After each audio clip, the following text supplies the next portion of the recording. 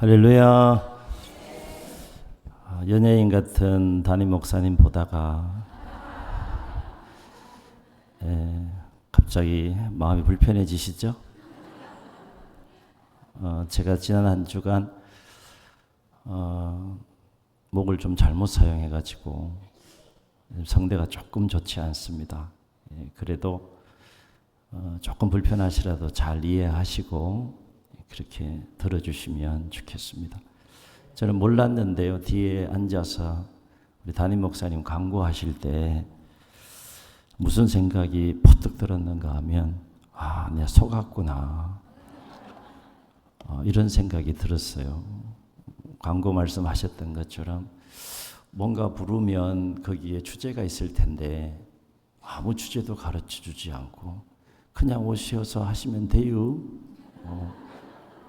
그렇게 말씀하셔가지고 이게 충청도식 화법이구나. 저는 참고로 경상도입니다. 경상도 문경 점촌이 제 고향인데 이제 9년째 제가 목회를 하고 있지만 아직도 그리우 이 의미를 100% 다 이해 못해요. 그 깊이와 넓이를 측량할 수가 없습니다. 그 상황과 톤과 또 인상과 분위기와 모든 것들을 다 종합하지 않으면 그리우 이 말씀의 깊은 의미를 깨달을 수 없기 때문에 여전히 경상도 사람이 서산에 와서 목회하는데 참 여러 가지 또 어려움이 있습니다. 오늘 전도위원회 주간인 것 전혀 몰랐어요. 그냥 제가 준비한 말씀 나눌 때 적용을 여러분이 하시면 됩니다. 아멘. 말씀은 제가 하지만 전도부 위원들은 그것을 나에게 적용하면 그것이 또 여러분에게 은혜가 되고 도전이 되는 그런 말씀이 될 줄로 믿습니다. 먼저 여러분 주 안에서 만나서 반갑습니다. 영혼 있게 좀 대답하세요. 아무 표정 없이 아멘. 그러면 제가 앞에서 말씀 전에 당황스러워요. 여러분 주 안에서 만나서 반갑습니다. 제가 지금 조용히 이렇게 얘기를 하지만 갑자기 푹 튀어나갈 수 있어요. 왜냐하면 저희 교회랑 분위기가 너무 비슷하기 때문에 제가 착각할 수 있거든요.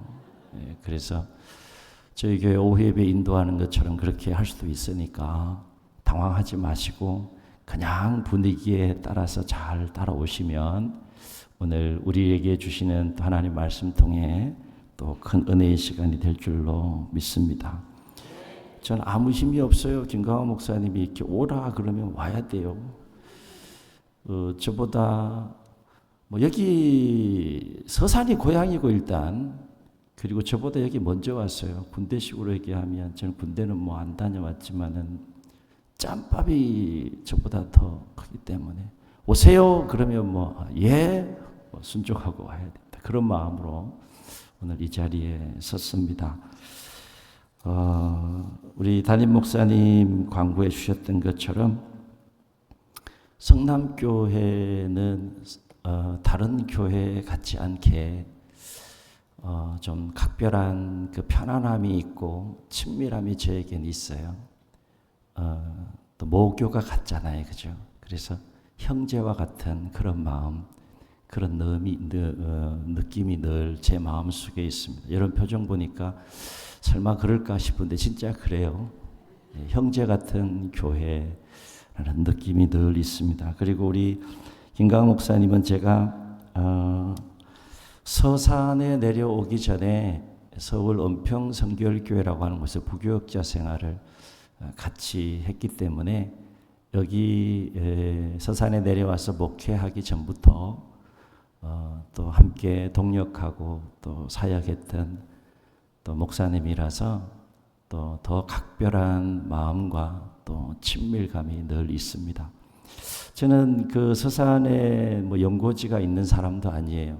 누가 이렇게 아는 사람도 없는데 전부나 낯선 곳이 서산이고 또 여러 가지 여러분이 익히 좀 알고 있는 부분이긴 하지만 저희 교회는 나름대로 또 제가 와서 풀어가야 될, 해결해야 될 또 숙제들이 좀 있는, 좀 어려움이 있는 교회였어요. 그런 상황에서 제가 이제 서산에 내려와서 목회를 하는데 우리 김강환 목사님이 여러모로 자기가 선배라고 여러모로 선배 티를 내면서 그렇게 잘 이렇게 꼭 필요한 참 적절한 그런 도움들을 많이 주셨어요. 그래서 제가 좀 덜 낯설게 또 서산이라고 하는 곳에서 적응하면서 또 어려운 교회의 문제를 또 해결해 가는 일에 곁에서 늘 또 이렇게 함께 해줬고 또 여러 가지로 또 격려해주고 하는 또 그런 모습들 가운데 제가 9년차 오늘 저희 교회를 섬기고 있습니다. 그래서 우리 담임 목사님 또 형 같은 동생이에요. 저한테는 또 저를 형님이라고 처음 들어봤어요. 저를 형님이라고 부르는 거. 오늘 강단에 처음 들었어요. 여태 저보고 형님 이런 얘기 한 적이 없어요. 그 뭐 때문에 그렇게 불렀는지 모르겠지만 저는 형님 같은 동생이에요. 그래서 목회 여정에서 우리 김강환 목사님이 또 이 서산에 함께 있다라고 하는 것이 저한테는 참 큰 힘이 되고 또 의지가 되고 그렇습니다. 그리고 오늘 제가 이렇게 뵈니까 이제 원로 목사님이 지금 이렇게 이 자리에 계시지는 않는 것 같은데 여러 가지 참 교회 상황을 누구보다 잘 아시고 여러 가지 어려운 또 가운데서 제가 목회를 해가는 가운데 참 따뜻한 말씀으로 또 여러 가지 모양으로 그렇게 저를 격려해 주시고 또 힘과 용기를 주셔서 제가 여기까지 올 수 있지 않았나 이런 생각이 듭니다. 처음 찾아뵀을 때 저에게 주신 말씀이 제가 목회를 하면서 힘들고 어려울 때마다 생각나는 참 중요한 말씀을 하나 해주셨는데 그것이 뭔가 하면 김 목사님 어떤 상황이 있어도 주님만 바라보고 가세요 그러시더라고요. 그 의미의 깊이를 이제 목회 연수를 더 해가면서 더 깊이 이제 알아가고 있는 상황인데요. 어떻게 그 경륜 속에서 나오는 그 메시지의 의미를 다 이해할 수 있겠어요? 그래서 때로는 그 목회를 하다 보면 방향을 잃을 것 같은 그런 상황을 만날 때가 있어요. 그럴 때마다 이 말씀이 늘 메아리처럼 그 심령에 울립니다. 주님만 바라보고 가세요. 그렇지. 주님만 바라보고 가야지. 그러면 또 이렇게 정리가 되고 또 새롭게 앞을 향하여 한 걸음 나아가게 되고 또 귀한 역할을 해주신 우리 원로 목사님께도 오늘 이런 자리를 빌어서 감사의 마음을 전합니다. 모쪼록 올해 신년을 맞이해서 담임 목사님을 중심으로 해서 여러분이 참 여러 가지 새롭고 또 귀한 계획들을 가지고 지금 열심히 역사에 가고 계신 줄로 믿습니다. 오늘 이 말씀이 여러분에게 큰 격려가 되고 또 새로운 도전이 되는 그런 말씀이 되었으면 좋겠습니다. 이제 잠시 재미있는 몇 가지 영상을 화면을 통해서 좀 보실 텐데요. 화면을 좀 바꿔주시죠. 자, 이 그림 여러분 많이 보셨을 거예요. 무엇으로 보이나요? 물병? 물병으로만 보입니까? 사람으로도 보입니까? 한 가지로만 보이면 비정상이에요. 두 가지로 다 보일 수 있어야 돼요. 자, 까만 것에 중점을 두고 한번 보세요. 뭘로 보여요? 두 사람이 마주한 것처럼 보이죠? 자, 이제 하얀 것에만 집중해서 한번 보세요. 뭘로 보여요? 안 보인다 그럼 병원 가셔야 돼요. 뭘로 보여요? 잔으로 보입니까? 할렐루야. 오늘 오전에도 제가 단에서 말씀을 드렸는데 이런 마음껏 볼 수 있고 마음껏 들을 수 있고 마음껏 말할 수 있고 마음껏 냄새 맡을 수 있다는 것이 얼마나 큰 은혜이고 축복이지요. 헬런 켈러가 그런 얘기를 했어요. 저게 사람의 얼굴로 보이고 이게 물잔으로 보인다는 것은 정상적이다 이런 것입니다. 자, 또 하나의 그림을 볼 텐데요. 무엇으로 보이십니까? 네? 머리 아프세요? 갑자기? 자, 꽃으로 보인다. 아이, 또 잔소리 듣기 싫으니까 그냥. 자, 예쁜 사람의 얼굴로 보인다. 오락가락한다. 예쁜 꽃과 나비로도 보이기도 하지만 아름다운 여인의 모습으로도 보이죠. 같은 그림인데 그죠? 어떻게 보느냐에 따라서 다르게 보이는 것을 보게 돼요. 잔과 사람으로 보이기도 하고 꽃과 또 나비로 보이기도 하지만 아름다운 여인의 모습으로도 보이기도 해요. 자, 우리가 이상의 그 영상을 통해서 평범하면서도 중요한 두 가지 진리를 우리가 발견할 수 있어요. 하나는 뭔가 하면 똑같은 것도 보는 시각에 따라서 다르게 보일 수 있다. 아멘. 잘 따라오셔야 됩니다. 똑같은 것도 어떻게 보느냐에 따라서 다르게 보일 수 있다. 오늘 이게 주제와 연결되는 겁니다. 또 한 가지 평범한 진리는 뭔가 하면 한 가지에 집중해서 보게 되면 다른 것은 보이지 않는다는 거예요. 집중력이 그렇게 중요합니다. 제가 왜 이 그림을 열면서 말씀을 이어가는가 하면 여러분 인생을 살아가면서 보는 것이 정말 중요하잖아요. 무엇을 보느냐, 무엇에 마음을 집중하느냐, 그것이 우리의 마음을 지배하고 우리의 삶을 지배하고 우리의 인생을 지배하기 때문에 무엇을 보느냐, 어떻게 보느냐, 어떻게 집중하느냐 굉장히 중요한 문제입니다. 우리의 마음 속에 무엇으로 가득 차 있는지를 돌아보게 되면 내가 지금 내 마음이 어디를 향해 있는지를 볼 수 있게 되는 것이죠. 자, 우리 한 가지 더 영상을 볼 텐데요. 참 유명한 그림입니다. 저 그림 많이 보셨죠? 자, 저 그림은 뭐로 보입니까? 조금 어려울 수 있어요. 뭘로 보여요? 갑자기 또 머리 아프십니까? 자, 요렇게 한번 보세요. 요렇게 보면 어떻게 보여요? 예쁜 여인으로 보이죠? 근데 전체로 보면 어떻게 보입니까? 나이가 많은 노파의 얼굴로 보이죠. 그렇게 보입니까? 안 보이시는 분 시험 들지 않으셔도 됩니다. 안 보일 수 있어요.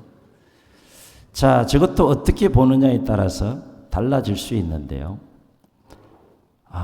이제 옆 사람을 한번 보시겠습니다. 옆 사람, 저를 보지 마시고 옆 사람 보세요. 잘생겼습니까? 못생겼습니까? 저를 보지 마시고 조금 더 도전적으로 제가 질문을 해볼게요. 여러분 담임 목사님이 잘생겼어요? 잘생겼어요? 이거는 뭐 바로 그냥 고민 없이 대답하시네. 조금 더 제가 도전적으로 질문해 볼. 이게 똑똑하지 않으면 분별 못해요. 제가 더 잘생겼어요? 담임 목사님이 더 잘생겼어요?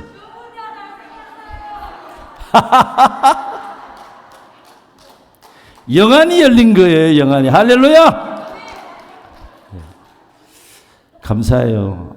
비교 대상이 안 되는데 똑같이 잘생겼다고 하니 거짓말이라고 할지라도 감사해요. 제가 오늘 막 은혜를 받아야 막 힘이 되고 막 갑자기 힐링이 막 되네. 그죠? 그럼 진짜인 줄 안다고 저도. 오늘 집에 가서 거울 한 번 더 봐야지. 제가. 내가 그런가? 자, 옆 사람을 다시 한번 보세요. 잘생겼어요? 못생겼어요? 못생겼다라고 생각하시는 분은 점검하셔야 돼요. 네. 예수님의 마음을 가진지 안 가진 점검하셔야 돼요. 자, 그런데요, 더 중요한 게 있어요. 중요한 것은 상대방이 나를 어떻게 바라보느냐가 중요한 것이 아니라 내가 나를 어떻게 바라보느냐, 이것이 중요하다. 아멘. 아멘. 상대방이 못생겼다 그러고 막 조롱하고 비방하면 여러분 불행하게 살 겁니까? 네? 아니잖아. 그죠? 그죠? 네, 맞죠? 네. 그리고 좀 이게 좀 되네. 여기 저희 교회랑 분위기가 비슷하니까 되네요. 장구나 그러니까 뭔구나 이게 되네. 상대방이 아무리 내가 못생겼다 할지라도 내가 거울 앞에 있어서 그래도 너 잘생겼어. 그럼 나 잘생긴 거예요? 못생긴 거예요? 중요한 문제예요. 나라고 하는 존재는 똑같은데 나를 어떻게 바라보며 삶을 살아가느냐 굉장히 중요한 문제다 이거예요. 오늘 이 부분을 도전하려고 합니다. 상대방이 아무리 내가 못생겼다라고 할지라도 내가 나를 잘생겼다고 생각하고 삶을 살아가는데 누가 뭐라 그러겠어요? 그죠? 자, 이제 조금 더 어려운 질문 하나 더 여러분에게 해보겠습니다. 여러분 자신은 행복한 사람인 것 같습니까? 불행한 사람인 것 같습니까? 좀 영혼을 담아서 좀 고백하세요. 좀 행복한 사람인 것 같아요? 얼만큼 행복한 것 같아요? 한번 따라하십시오. 하늘만큼, 땅만큼. 이게 성경에 나와요. 이 표현이. 하늘이 땅보다 높음 같지 내 생각과 내 길은 다르다. 이런 표현이 성경에 나오는 거예요. 이게. 하늘만큼 땅만큼 여러분 행복하세요? 목사님 행복한 것 같아요. 성도들이? 영혼 없이 또 대답하신다고 저렇게. 자, 그러면 이제 이런 질문 한번 해볼게요. 여러분 교회는 서산에 300여 개가 되는 교회가 있다고 하는데 초교파적으로 성남교회는 행복한 교회인 것 같아요? 행복하지 않은 교회인 것 같아요? 근데 대답이 그러세요? 예? 그 정도 가지고 되겠어요? 300교회 중에 여러분 내가 매주 나와서 예배드리고 하나님 앞에 나아가는 이 교회가 행복한 교회다라는 생각을 갖지 않을 때 신앙생활하면 얼마나 불행하겠어요. 그렇죠? 얼마나 행복한 교회인 것 같아요?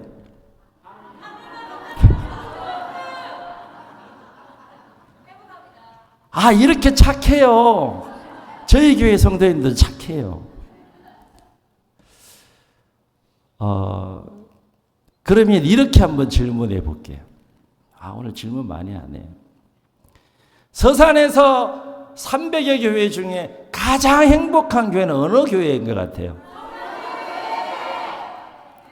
저 말씀 마치고 내려갈게. 시험 받았어요. 저희 교회도 있잖아요. 형제 같은 교회인데 둘 다요 이러면 더 좋았을 텐데. 근데 기분 안 나빠요. 그게 정상이에요. 내가 매주 하나님 앞에 나와서 예배하는 이 성전, 이 공동체가 서산 300여 교회 가운데에서 가장 행복한 교회입니다라는 그 확신과 믿음을 가지고 예배할 때 그 예배가 어떻게 했느냐. 아멘. 이제 눈이 바뀌어야 됩니다.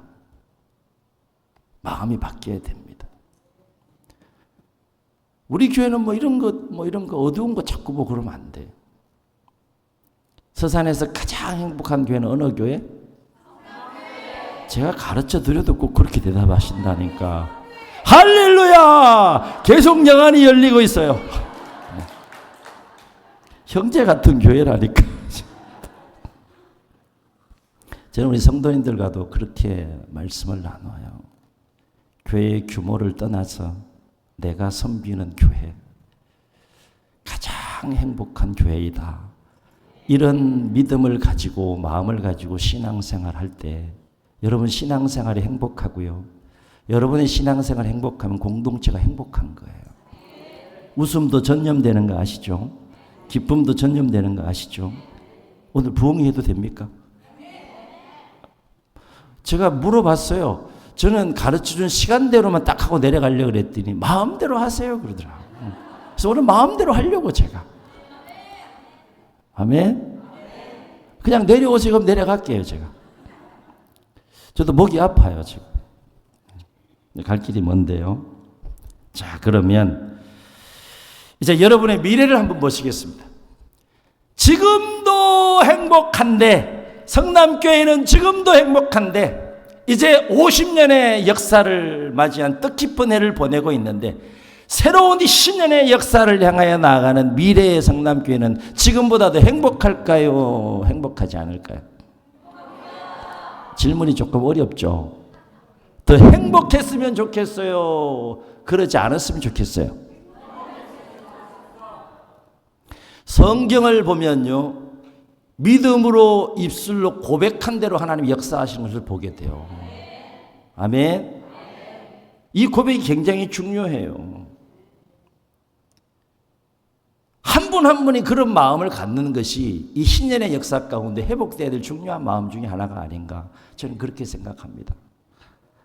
저희 교회도 이제 뭐 신년이 지나긴 했지만 새로운 신년을 향해 지금 나아가고 있지만요. 오늘 나의 삶의 상황과 내가 속한 이 공동체의 상황보다 더 새로운 교회 가운데에 하나님은 더 행복한 삶으로 우리를 이끄실 것이다라는 믿음과 확신을 가지고 삶을 살아갈 때 오늘이 기쁘고 즐거운 거 아니겠어요? 아멘. 그러니까 이제 예배 나오실 때 인상 팍팍 써야 됩니까? 어떻게 해야 돼요? 행복한 모습을 가지고 서로 대하고 그러셔야 되겠죠. 그렇죠? 자, 한번 격려하시겠습니다. 나는, 저 보지 마시고 옆 사람 한번, 나는 당신 때문에 행복합니다. 아멘. 중요한 것은 행복은 객관적인 사실이 아니라 주관적인 사실이라고 하는 거예요. 이 말은 뭔가 하면 객관적인 사실로 행복해질 수 있다 그러면 나는 이 세상에서 가장 행복한 사람은 될 수 없어요. 그 조건과 기준에 맞춰야지 내가 가장 행복한 사람이 될 수 있어요. 그러나 행복은 객관적인 상황과 기준에 의해서 가장 행복해질 수 있는 것이 아니라 주관적인 확신에 의해서 내가 이 세상에서 가장 행복한 사람이다라고 내가 생각하고 살면 나는 가장 행복한 사람이에요. 아멘. 아멘. 오늘부터요, 여러분, 하루하루 살 때 눈 뜨고 시작하는 삶을 어떻게 생각하면 나는 이 세상에서 가장 행복한 사람이고 이 가장 행복한 사람이 하루의 삶을 맞이하여 행복하게 살 거야. 그런 마음으로 하루하루를 살아갈 수 있기를 주여 여러분 축원합니다. 아멘. 전도위원회 행복해야 돼요. 인상 팍팍 쓰고 막 그러면 안 돼. 전도가 안 돼. 안 돼. 야, 저 사람 보니까 달라붙어야겠다. 그래야지. 그렇잖아요. 그죠? 아우라가 벌써 딱 볼 때 달라붙어야 되는 아우라가 딱 돼야 되는데 안 되면 전도 안 되잖아. 한 번밖에 살 수 없는 인생인데 어떻게 살아야 돼요? 행복하게 살아야 돼요. 그것도 악착같이 행복하게 살아야 돼요. 저는 이게 제 인생 철학이고 목회 철학입니다. 그래서 제 아이들이 딸이 두 개란다 내가 지금. 두 딸이 있는데요. 두 딸 이름에 기쁠 희자가 다 들어가요. 하나는 환이고 큰애는 둘째는 준희. 왜 그렇게 졌는가 하면 하루하루 너희들은 삶을 살아가면서 행복하게 살아라. 기쁘게 살아라. 그래서 너희들의 기쁨이 하나님의 기쁨이 되고 너희들의 기쁨이 엄마 아빠의 기쁨이 되고 너희들의 기쁨이 세상의 기쁨이 되면 좋겠다. 그래서 제가 아이들 이름 부를 때마다 계속 리마인드가 돼요. 그래, 너도 기쁘게 살아야지. 그렇죠? 아이들 이름 부르면 기쁠 희자가 들어갔기 때문에 계속해서 너도 기뻐야지. 목회 철학과 삶의 철학입니다.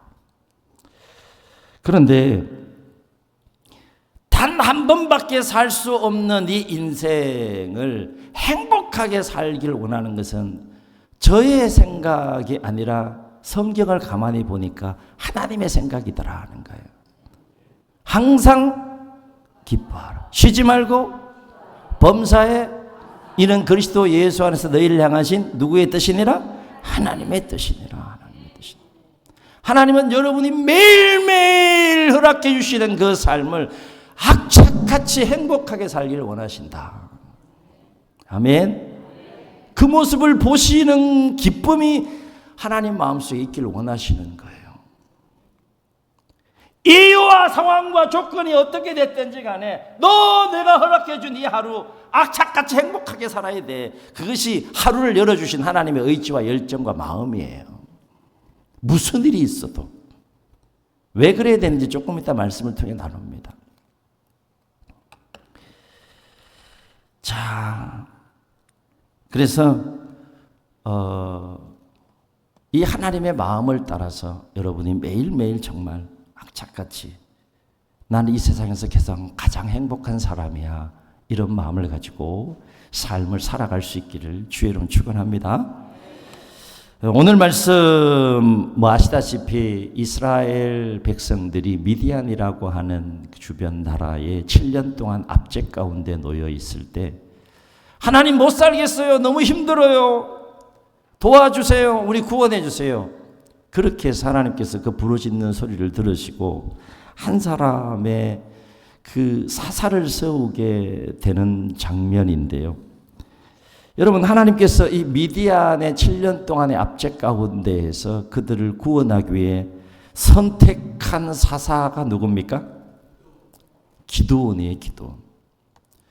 근데 우리가 오늘 말씀을 가만히 보면 잘 이해가 가지 않는 부분들이 있어요. 분명히 하나님은 미디안이라고 하는 나라의 압제 가운데 있는 하나님의 백성들을 구원하기 위해서 기드온이라는 사람을 선택했는데 이 사람이 어떤 사람인지 한번 보시자고요. 오늘 말씀 보면 11절을 보면은요, 금방 실망할 수밖에 없어요. 기드온이 어떤 모습을 하고 있는가 하면 때가 되면 나타나서 식량을 탈취해 가는 그 미디안이 두려워가지고 포도주 틀 속에 갇혀가지고요 몰래 숨어서 지금 뭘 하고 있는 거예요? 밀을 타작하고 있는 기드온의 모습 보고 있어요. 지금 뭐 하고 있는 거예요? 벌벌 떨고 있는 거예요. 겁에 질려가지고 두려움에 사로잡혀서요. 연약하고 소심한 사람이에요. 그런데 하나님이 그런 사람을 지금 이스라엘을 구원하겠다고 사사로 지금 세우시고 계신 거예요. 이해가 되세요, 여러분? 여러분이라면 이런 사람 세우겠어요? 네? 여러분이면 이런 사람 세우겠냐? 그런데 12절을 보면 더 상식적으로 이해가지 않는 모습을 보게 됩니다. 왜냐하면 그렇게 겁이 많고 두려움에 사로잡혀서 지금 포도주 틀에 이렇게 숨어가지고 밀타작을 하고 있는 기드온을 향해서 하나님이 뭐라고 부르는가 하면 이렇게 불러요. 따라해 보시겠습니다. 큰 용사여. 가래가 좀 끓어야 됩니다. 이럴 때는 큰 용사여. 이게 말이 돼요, 지금 이 상황이? 말이 된다 1번, 말이 안 된다 3번, 헷갈린다 4번, 모르겠다. 말이 안 되잖아. 그죠? 뭔가 하나님이 지금 사람을 좀 잘못 생각해서 판단해서 지금 선택하고 있나? 이런 의문이 생기잖아요. 아니, 기드온이 뭐가 지금 큰 용사예요. 지금 겁에 질려가지고 포도주 틀 속에 숨어서 숨죽이면서 지금 밀타자고 있는 그런 사람을 하나님께서 사사로 세우신다고 불러놓고 지금 뭐라고 얘기하는 겁니까? 큰 용사예요. 그래요. 그러니까요. 기드온이 그 얘기를 듣고 깜짝 놀래요. 기드온이 하나님이 자기를 향해서 지금 그런 자기를 향해서 큰 용사로 하니까 자기가 이해가 안 되는 거야, 이게 지금. 기도원 자신이 이해가 되겠어요? 안 되겠어요? 안 되는 거예요. 자기 입장에서도. 내가 무슨 큰 용사야. 그래가지고 이해가 안 되니까 막 하나님 앞에 원망 불평을 막 쏟아놓습니다. 자기를 큰 용사로 부르는 이 기도원을 향하여, 하나님을 향하여서 하나님 원망 불평을 막 쏟아놓는데요. 13절을 보면은요, 기도원이 뭐라고 불평하고 원망합니까? 하나님, 지금 장난하세요? 내가 무슨 큰 용사예요? 하나님 지금 장난하시는 겁니까? 하나님이 우리와 함께 하시면 우리가 왜 지금 이 모양 이 꼴입니까? 하나님 앞에 원망하는 모습 볼 수 있어요. 하나님 애굽에서 출애굽시킬 때 행했던 그 기적 다 어디 가 있습니까? 하나님? 계속 원망하고 불평합니다. 하나님이 지금 우리와 함께 하시고 우리를 사랑하시고 놀라운 권능을 행하시는 분이시라면 왜 우리가 지금 이 모양 이 꼴로 지금 살고 있어야 됩니까? 막 기도원이 하나님 앞에 이렇게 원망하고 불평하고 있는 거예요. 자기를 큰 용사로 부르니까. 그러면 하나님이 이렇게 화를 원망하고 불평하는 기도원이 짜증을 내야 돼, 안 내야 돼요? 화가 나야 돼요, 안 나야 돼요? 여러분이 화 내겠어요, 안 내겠어요? 하나님이 큰 용사로 딱 부르고 있는데 왜 이 모양 이 꼴로 살아야 돼요? 하나님이 그렇게 역사한다면 이건 말이 안 되잖아요. 하나님 막 원망 불평하니까 하나님이요, 그 기도원에게 그렇게 원망 불평하는 그 기도원을 책망하지 않고요, 오히려 그 기도원을 격려하시면서 뭐라고 말씀하시는가 하면 14절에서 화면을 좀 띄워주시죠. 이렇게 하나님이 말합니다. 함께 읽습니다. 시작. 여호와께서 그를 향하여 이르시되 너는 가서 너의 힘으로 이스라엘을 미디안의 손에서 구원하라. 내가 너를 보낸 것이 아니냐 하시니라. 놀라운 말씀을 하나님이 하세요. 네가 소심하고 두려움에 벌벌 떨고 있고 연약한 것, 겁 많은 거 나 다 안다. 근데 가라. 너의 힘으로 이스라엘을 미디안의 손에서 구원해라. 그러면서 내가 너를 보낸 것이 아니냐라고 하나님이 말씀하세요. 그러자 기도원이 하나님께 뭐라고 대답하는가 하면 참 기가 막혀요. 이렇게 대답합니다. 한번 읽겠습니다. 15절 시작. 그러나 기도원이 그에게 대답하되 오 주여, 내가 무엇으로 이스라엘을 구원하리이까? 보소서, 나의 집은 므낫세 중에서 극히 약하고 나는 내 아버지 집에서 가장 작은 자니이다 하니. 지금 뭔 얘기하는 거예요? 지금 뭔 얘기하는 겁니까? 하나님은 지금 큰 용사로 부르셨다고 말씀하시고 너의 힘으로 나아가서 미디안에서 이 백성을 구원하라라고 말씀하고 계시는데 지금 기도원은 지금 뭐라고 얘기하고 있는 거예요? 하나님 사람 잘못 보셨어요. 그 얘기예요, 제 얘기가. 내가 얼마나 연약한 자인지 모르세요? 내가 얼마나 부족한지 모르세요? 지금 이 기도원이 자기 자신에 대해서 너무 과소평가하고 부정적으로 바라보는 모습을 보게 돼요. 하나님은 지금 기도원을 큰 용사로 보고 있는데 정작 기도원 자신은 너무 보잘것없고 연약한 자신의 모습으로만 자신을 바라보고 있다라고 하는 거예요. 자, 기도원 자체는 변했어요, 안 변했어요? 안 변했어요. 있는 그대로예요. 하나님이 보는 시각과 자기가 자신을 보는 시각이 다르다는 것뿐이죠. 달라요. 그럼에도 불구하고 하나님은 계속해서 기도원에게 뭐라고 도전하시는가 하면 이렇게 도전하세요. 16절 함께 읽습니다. 시작. 여호와께서 그에게 이르시되 내가 반드시 너와 함께하리니 네가 미디안 사람 치기를 한 사람을 치듯 하리라 하시니라. 계속해서 기도원 입장에서 보면 이해하지 못할 말씀을 하나님이 하세요. 그러면서 계속해서 기도원을 향해 지금 뭐하고 계세요? 도전하고 계세요. 도전하고 계세요. 격려하시면서 짜증이 날 법도 한데 계속 도전하고 있어요. 우리 담임 목사님이 여러분 보고 어떤 계획을 세우고 일 좀 합시다. 그러면 여러분 어떻게 하셔야 돼요?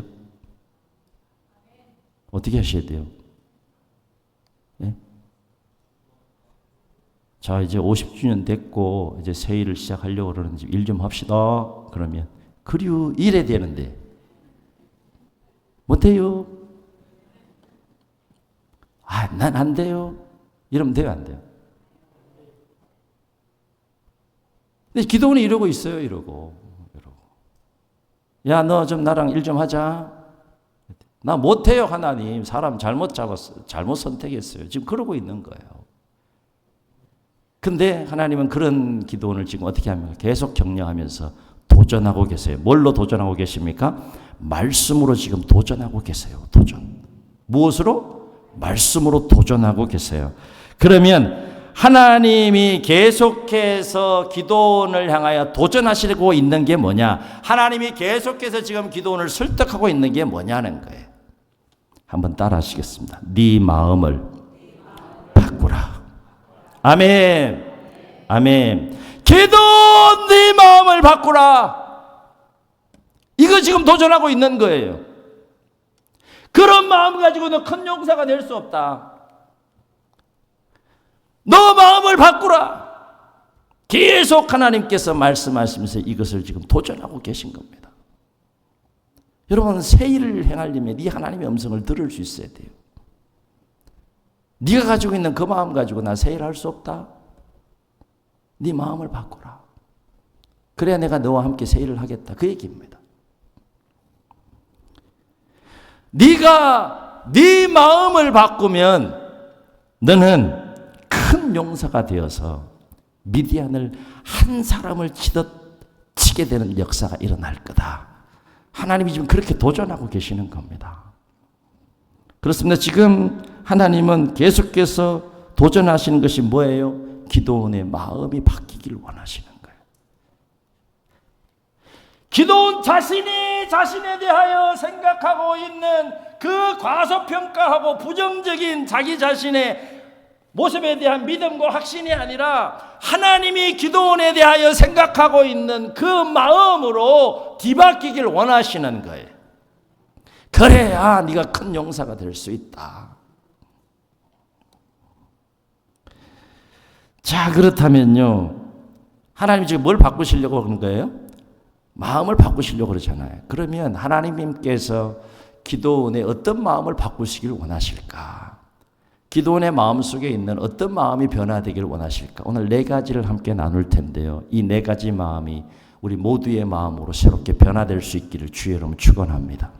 첫째는요, 한번 따라 하시겠습니다. 너는 모든 두려움을 극복하라. 여러분 분명히 기억하셔야 됩니다.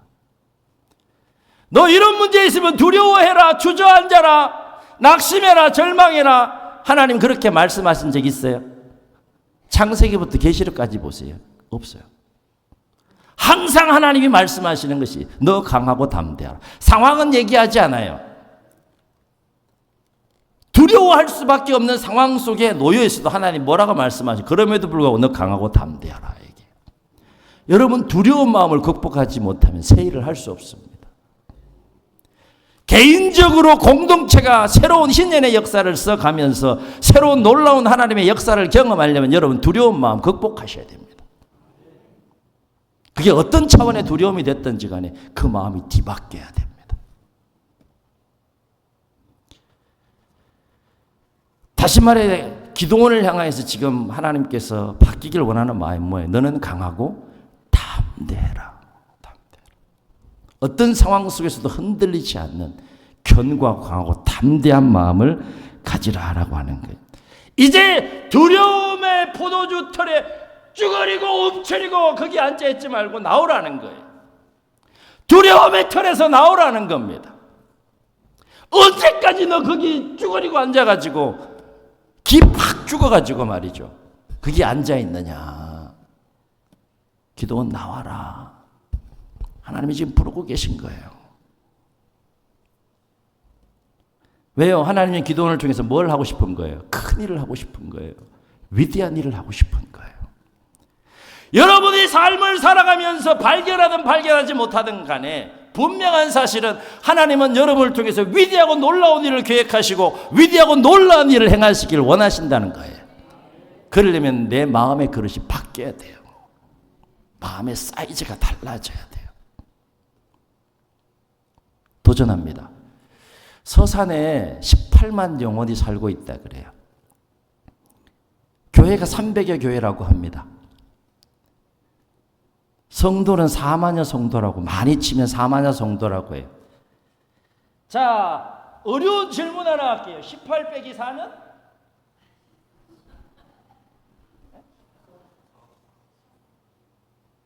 되게 어렵나 보다. 18 빼기 4는? 14만이죠. 우리 놀라워하셔야 돼요. 18만 성도 중에 4만여 성도밖에, 지금 그래도 많이 잡아 4만여 성도밖에, 지금 하나님을 알고 신앙생활하고 있는 성도가 4만여 성도밖에 안 된다는 거예요. 14만 성도 어떻게 할 거예요? 이 정도 대답하면 목사님 전도위원 일어나서 내가 책임지겠습니다 그래야 되는 거 아니냐? 제가 앞에 힌트를 그렇게 줬는데 누가 책임질 겁니까? 누군가는 책임져야 돼요. 어느 교회가 되었든지 간에 그 교회가 책임져야 돼요. 교회를 세우신 이유와 목적이고 본질이고 사명입니다.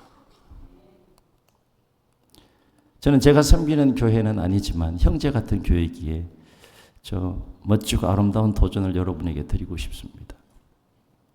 14만의 그 불신 영혼들을 성남교회가 책임지는 놀라운 역사가 있기를 주의 이름으로 축원합니다. 아멘 했지만 무슨 말씀을. 기도원이 그러고 있는 거예요 지금. 상상할 수 없는 계획을 가지고 지금 기도원을 부르고 계시는데 안 믿어지는 거야. 이게 안 믿어지는 거야.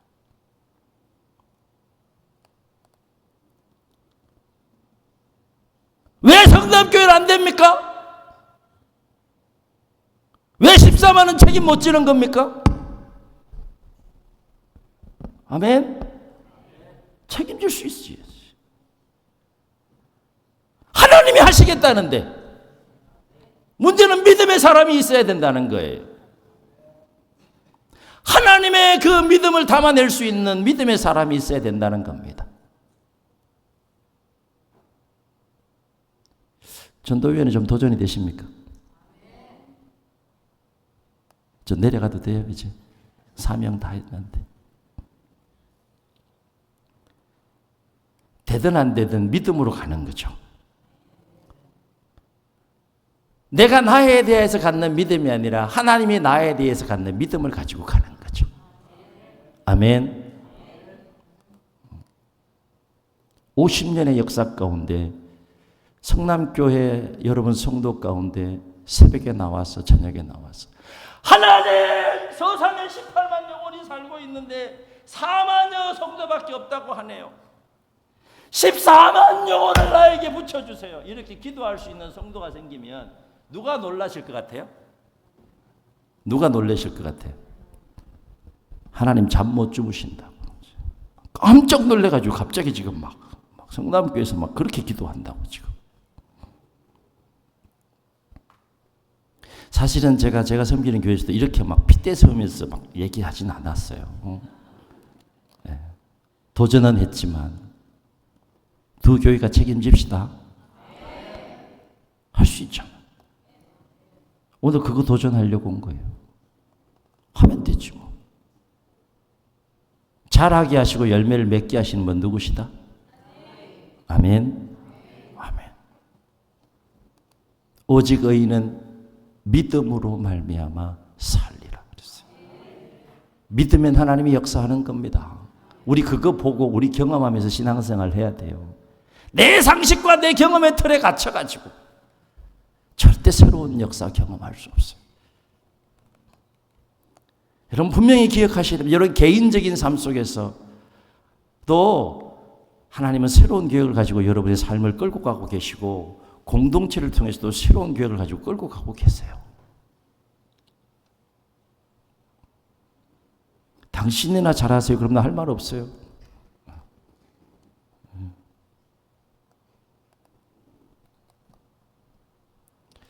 저는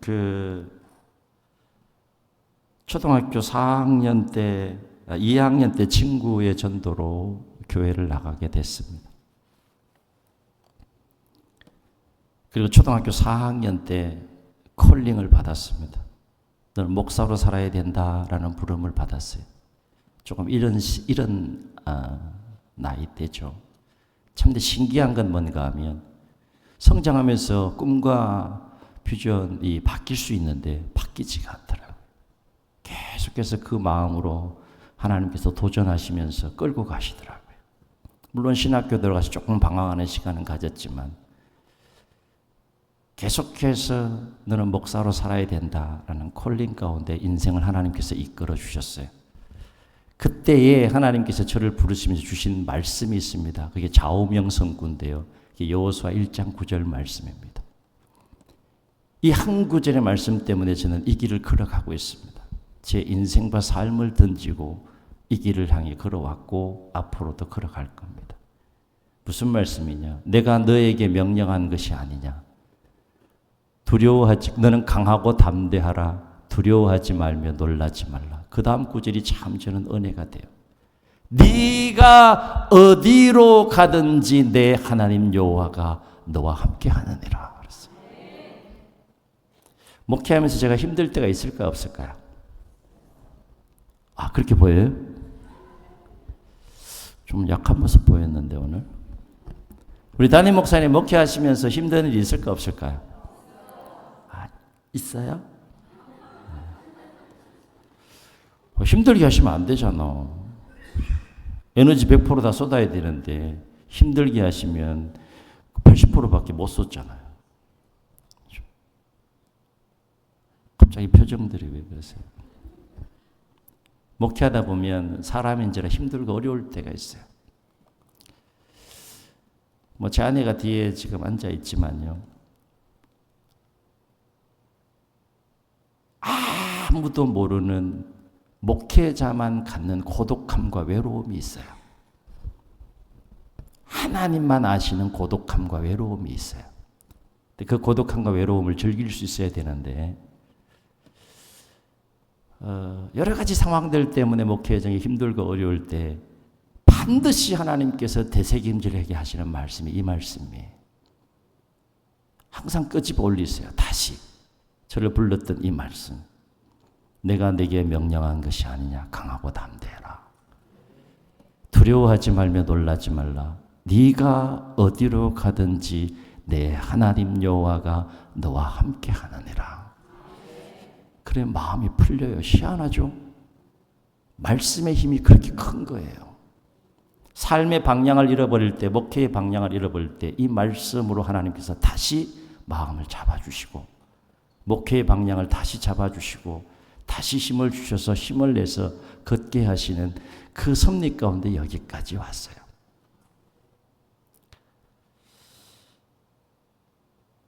너는 모든 두려움을 극복하라. 첫 번째 기도원을 향하여 하나님 도전하시는 말씀입니다. 이유는 내가 너와 함께하기 때문이다.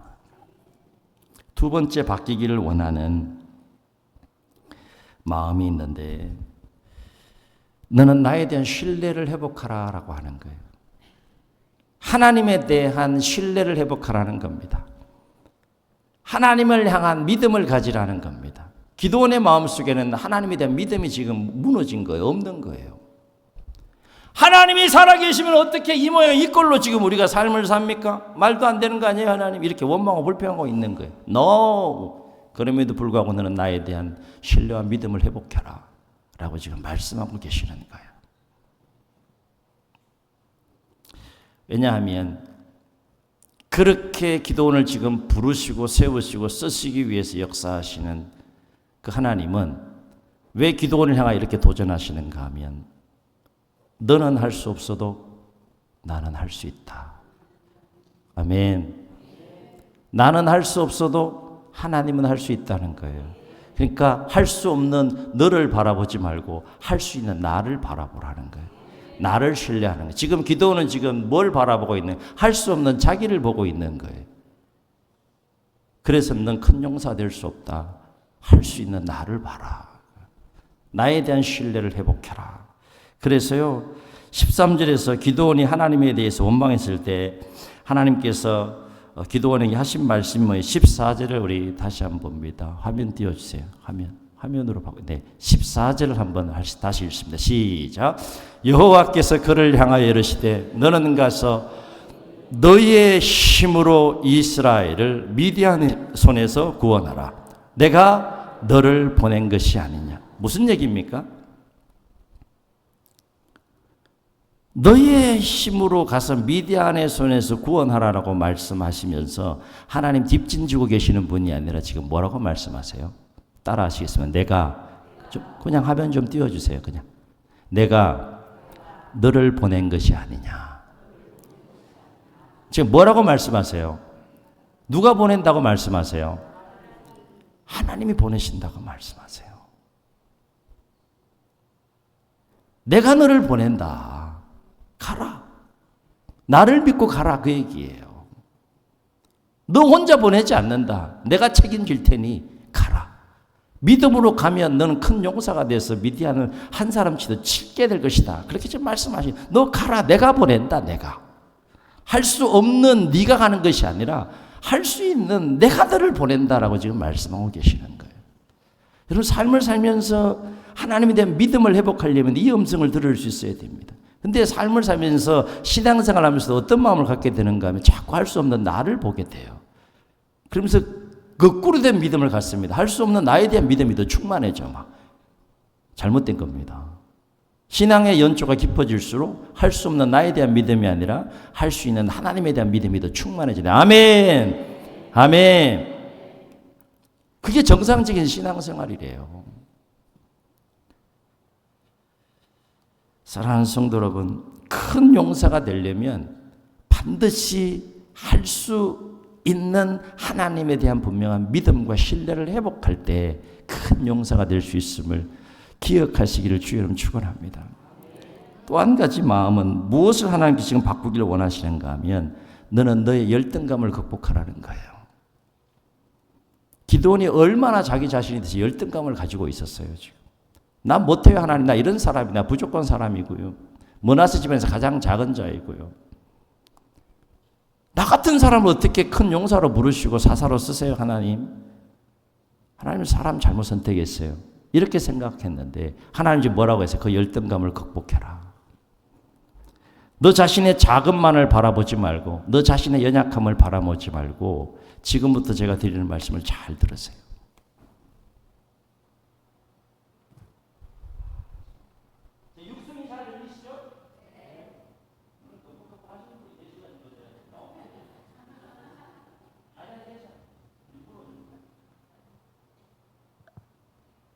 기도는 지금 착각하고 있어요. 자기가 지금 혼자라고 생각하고 자기 혼자 나가야 된다고 생각하고 있는 거예요. 하나님은 지금 기도원에게 지금 뭘 깨우쳐주고 계신 겁니까? 너 혼자가 아니야. 너 그거 볼 수 있어야 돼. 너 그거 깨달아야 돼. 여러분 신앙생활하면서 이거 분명히 깨달아야 돼. 하나님이 함께하지 않는 나의 모습과 하나님이 함께하는 나의 모습은 완전히 다르다. 아멘. 완전히 다르다. 하나님이 함께하심을 모르는 가운데 내 자신을 바라보게 되면 난 할 수 없는 연약한 사람이에요. 누구나 다 할 수 없는 연약한 사람이에요. 그죠? 할 수 없는 나에게 하나님이 함께 하시게 되면 나는 어떤 존재가 되는가 하면 하나님이 함께 하시는 내가 되는 거예요.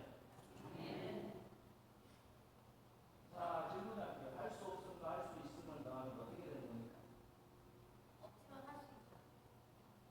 계속 명하게 열리고 계시겠죠.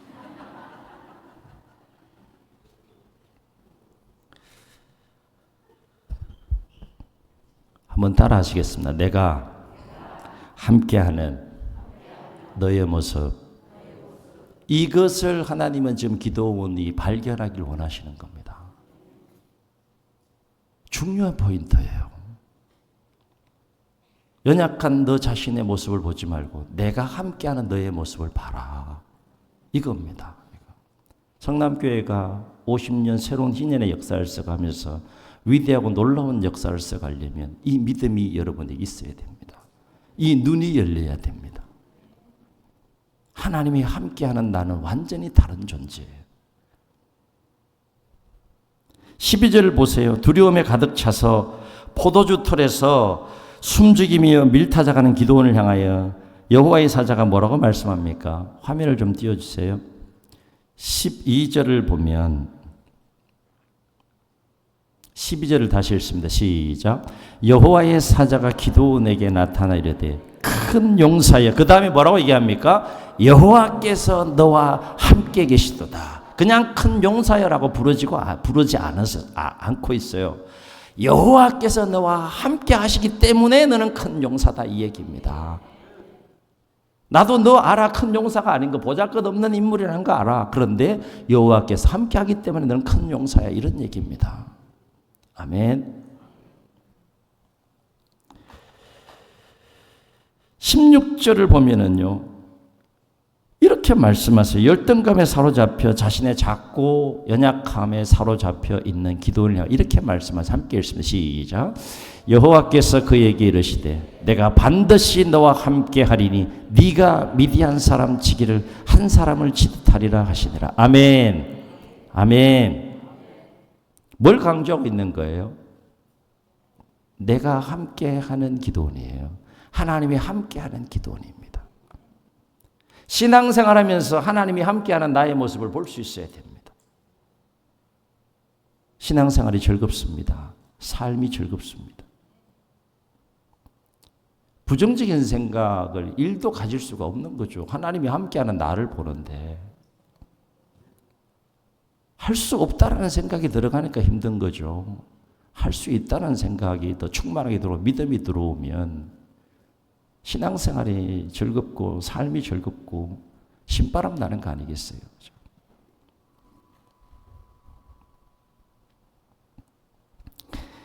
자, 사랑하는 성도 여러분, 하나님께서 기도원이 큰 용사가 되기 위해서 바꾸기를 원하는 또 하나의 마음이 있어요. 네 번째 마음입니다. 한번 따라 하시겠습니다. 너는 모든 패배의식을 극복하라. 신앙생활하면서 너무 패배의식이 우리 가운데 참 많아요. 하나님이 주시는 마음이 아닙니다. 깨닫는 은혜가 있기를 주의 이름으로 축원합니다. 큰 용사가 패배의식 가지고 나아가서 큰 용사가 되겠어요? 승리에 대한 확신을 가지고 나아가야 되지 않겠습니까? 담임 목사님을 통해서 아마 비전을 하나님께서 부어주실 거예요. 그럼 그걸 나눌 때 우리 못해, 우리 할 수 없어. 이건 하나님 주시는 마음이 아닙니다. 예, 해봅시다. 우리 연약하고 부족해도 하나님이 함께 하시고 도우시면 됩니다. 해봅시다. 이게 정상적인 거예요. 아멘. 그래야 교회가 힘있고 또 능력 있게 세워지고 놀라운 새 일들을 감당해 갈 수가 있는 거죠. 제가 여러분 듣기 좋으라고 13은 책임집시다 이렇게 얘기를 했지만 이게 보통 일이 아니잖아요. 정직한 대가를 지불해야 되는 거 아니겠습니까? 그렇죠? 왜 모든 패배의식을 버려야 되느냐? 하나님이 나와 함께 하시기 때문이고 하나님이 나와 함께 싸워주시기 때문에 모든 패배의식을 버리라는 거예요. 아주 기도원은 패배의식에 찌들어 있어요. 패배의식에 대한 믿음이 충만해요. 승리에 대한 확신과 믿음이 충만해야 되는데 패배의식에 대한 믿음이 충만한 거야. 뭐가 되겠어요? 안 되는 거지. 그죠? 그렇죠? 권사님이세요. 우리 할렐루야.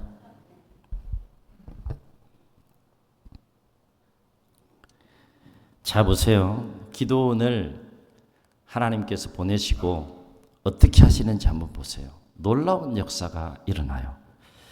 7장 22절로 23절인데요. 자, 7장 22절 23절입니다. 우리 함께 읽습니다. 시작. 300명이 나팔을 불 때에 여호와께서 그 온 진영에서 친구끼리 칼로 치게 하심으로 적군이 도망하여 스레라의 벳시다에 오르고 또 답밭에 가까운 아벨 모홀라의 경계에 이르렀으며 이스라엘 사람들은 납달리와 아셀과 온 머나세에서부터 부름을 받고 미디안을 추격하였더라. 누가 싸우고 계십니까? 하나님이 싸우고 계시는 거예요. 뒷짐지고 계신 분이 아니라 기도원을 보내고 나서 기도원과 함께 가셔서 함께 싸우시는 겁니다.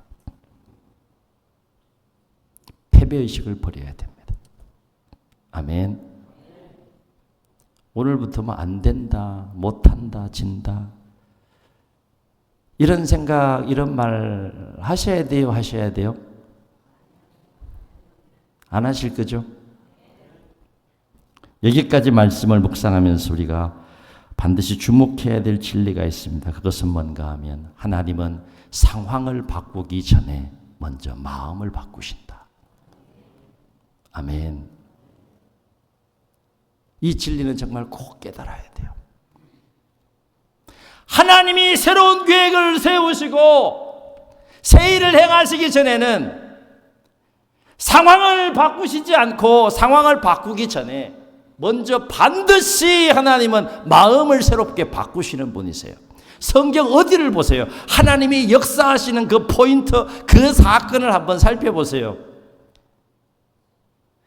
능력을 행하심으로 상황이 완전히 뒤바뀌는 그 이전에 하나님께서 먼저 바꾸시는 것인데 그것이 마음을 바꾸시는 거예요. 마음이 뒤바뀌지 않으면 상황이 바뀔 수가 없어요. 출애굽 1세대 놀라운 계획을 가지고 430년 동안 애굽의 노예 생활할 때 하나님께서 모세를 세우셔서 구원하시고 출애굽했어요. 그리고 어디로 갈지 다 가르쳐 주셨어요. 가나안 땅 갈 거야. 500년 전 아브라함에게 약속한 그 땅 갈 거야. 다 가르쳐 줬어요. 그런데 생각보다 멀리 돌렸죠. 40년 돌렸어요. 근데 답을 가르쳐 줬어요? 안 가르쳐 줬어요? 가르쳐 줬어요. 드디어 아브라함에게 약속한 그 약속의 땅, 위대한 약속의 시대를 아브라함은 살았지만 출애굽 1세대는 그 약속이 현실이 되는 그 축복의 땅을 밟을 수 있도록 하기 출애굽했어요. 근데 그 1세대가 광야 40년 동안 광야에서 어떻게 됐습니까? 다 죽었어요. 다 죽었어요. 왜요? 하나님 지금 뭘 하시려고 바로 직선 코스로 일주일이면 아니면 조금 길게면 2주일이면 갈 수 있는 가나안 땅을 지금 40년 돌리신 이유가 뭐예요? 출애굽 1세대가 하나님이 계획한 놀라운 그 축복과 은혜를 누리려면 마음이 바뀌어야 돼. 그 작업을 하시는 겁니다. 근데 마음이 뒤바뀌지 않으니까 마음이 어디가 있어요? 몸은 나왔는데 마음이 어디가 있어요? 애굽에 가 있으니까 맨날 원망 불평하고 원망 불평한 대로 1세대 다 죽었어요. 광야에서. 우리 성경을 이렇게 정확하게 볼 수 있어야 합니다. 신의 역사를 놓고 새로운 놀라운 계획들을 세우고 있지만 여러분 마음이 바뀌지 않으면 새 일이 일어나지 않습니다. 계속 하나님께서 도전하실 때 네 마음을 바꾸라. 네 마음을 바꾸라. 상황을 바꾸기 전에 하나님은 반드시 마음을 바꾸십니다. 그래야 하나님께 상황을 바꿨을 때 넘어지지 않아요. 실족하지 않아요.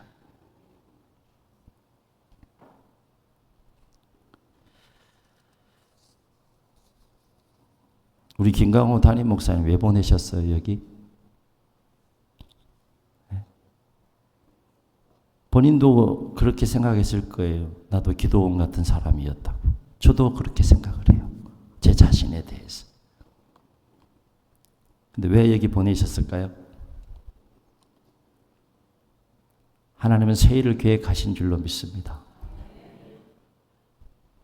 신의 역사를 이제 마무리하고 새로운 희년의 역사를 향하여 나아갈 때 하나님께서 담임 목사님을 통하여 비전을 주실 것이고 그걸 여러분과 함께 나누게 하실 것이고 새 일을 행하게 될 줄로 믿습니다. 그냥 이대로 가실래요? 우리끼리 좋은데 너무 좋잖아. 우리끼리 그냥 새 일 간다는 건 듣긴 좋지만 가기는 힘들어요. 길을 개척해야 되니까 불편하죠. 그러나 그 불편함과 힘든 것과는 비교할 수 없는 놀라운 은혜와 축복을 누리게 된다는 겁니다. 그러려면 뭐가 바뀌어야 된다? 상황이 바뀌기 전에 마음을 바꿔야 한다. 자, 지금 하나님께서 기도원에게 계속해서 도전하시는 것은 뭡니까? 마음의 변화이지 상황의 변화가 아닙니다. 기도원이 마음이 변화되기 전에 계속해서 설득하는 그 상황 속에서도 상황은 변하지 않았어요. 상황은 그대로예요. 그런데 놀라운 사실은 기도원이 하나님의 말씀을 듣고 마음이 변화되기 시작합니다. 마음이 변화되고 나니까 놀라운 변화가 일어나요. 놀라운 변화가 두 가지가 일어나는데 결과적인 것이긴 하지만 첫째, 어떤 놀라운 변화가 일어나게 되는가 하면 크고 작고 연약하게 보이던 자기 자신이 드디어 큰 용사로 보이기 시작하는 거예요. 드디어 큰 용사로 여겨지기 시작하는 거예요. 왜냐하면 하나님이 보는 자신의 모습을 이제 다시 바라보게 되는 역사들이 일어나게 됩니다. 아, 그렇구나. 내가 원래 큰 용사였구나. 여러분 존재 자체가 큰 용사라는 사실을 발견할 수 있어야 됩니다. 아멘. 아이, 목사님, 뭐 그렇게 핏대 세우지 마시오. 난 다 살았시오. No. 하나님이 하시면 하는 겁니다. 여기에 외람되지만 제일 고령 되시는 분이 연세가 어떻게 되세요? 오늘 지금 여기 예배 참여하신 분 중에 제일 어르신이 누구세요?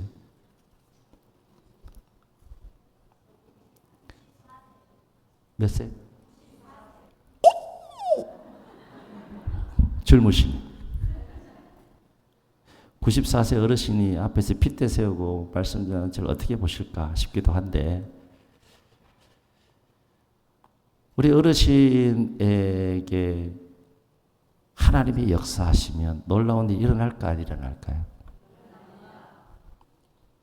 믿습니까?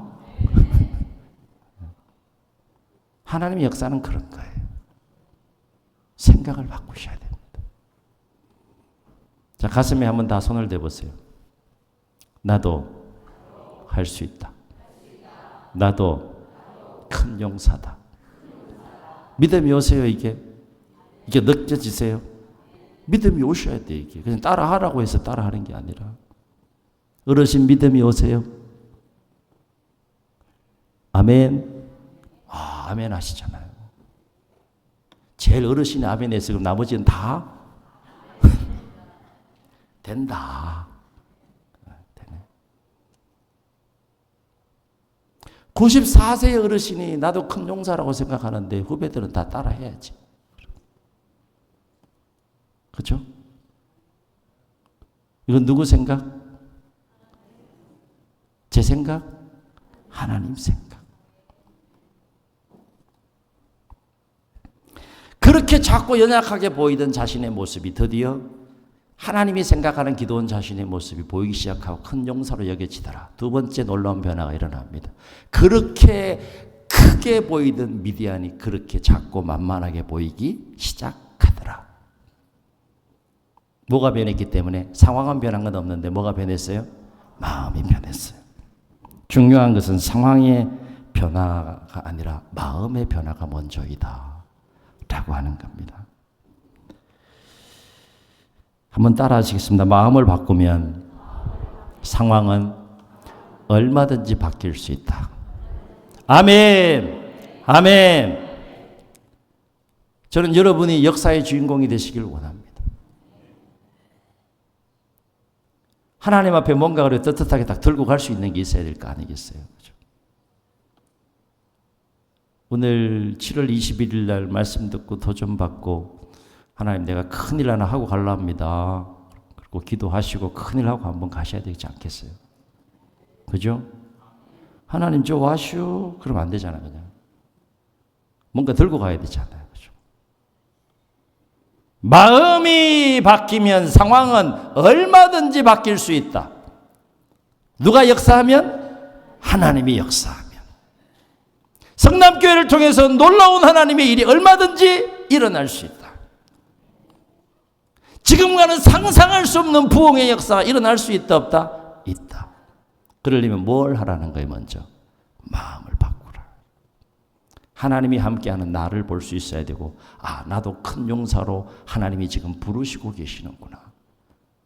볼 수 있어야 되고, 발견할 수 있어야 되고, 들을 수 있어야 된다. 그렇습니다. 불행하게만 느껴졌던 그 상황도 마음을 바꾸면 얼마든지 행복한 상황이 될 수 있다. 한없이 연약하게만 느껴지는 그러한 존재도 주 안에서 마음을 바꾸면 얼마든지 큰 용사가 될 수 있다.